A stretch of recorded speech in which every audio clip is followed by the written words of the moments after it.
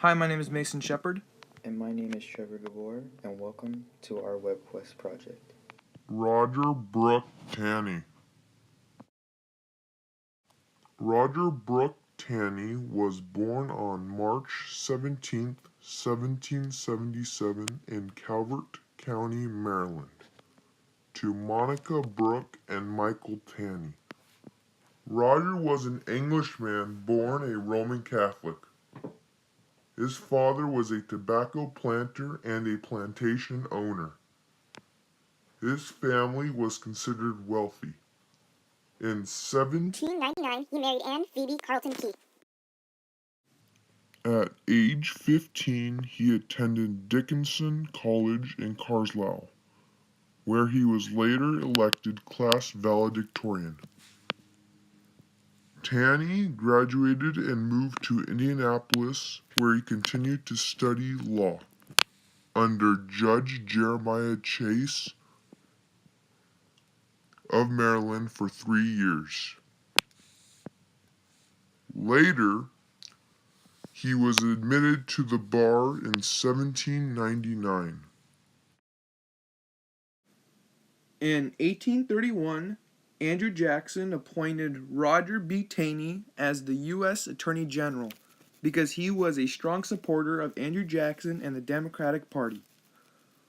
Taney was the Secretary of War in addition to his job as Attorney General and was later appointed to help Jackson to assemble the bank. Taney then became the first nominee to be rejected by the Senate because of his radical withdrawals of the bank. Andrew Jackson appointed Taney, and he was commissioned on March 15, 1836.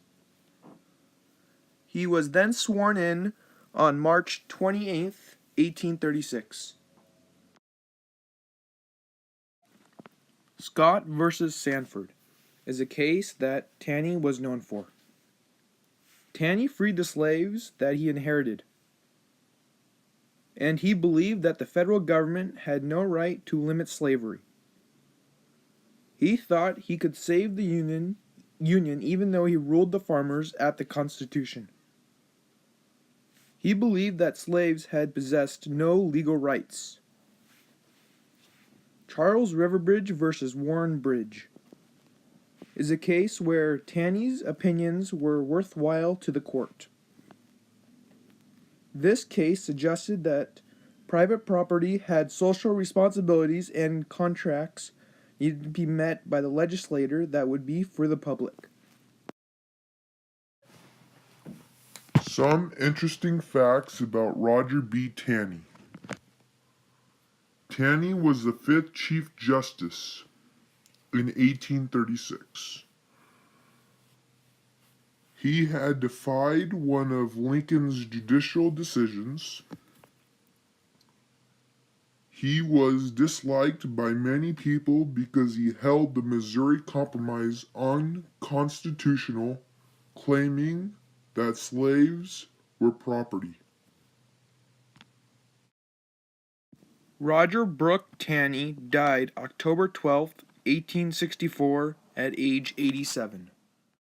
Miranda versus Arizona. Miranda versus Arizona took place in 1966 in Arizona State. Ernesto Arturo Miranda was convicted of rape and kidnapping and also had armed robbery charges. During interrogation, Miranda confessed to the rape and kidnapping due to intimidation placed on him in the interrogation room. The prosecutors used his confession in the trial and inevitably won the conviction. The main issue with this trial is the fact that Miranda was not informed of his constitutional rights or his right to an attorney, therefore did not know about self-incrimination and never knew he was allowed a lawyer. This turned into a Supreme Court case because it was a violation of the Fifth Amendment right. The decision was made that Miranda would serve 20 to 30 years for every one of his charges.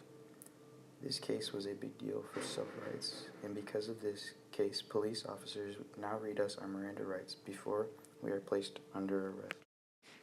Thank you for listening to our presentation.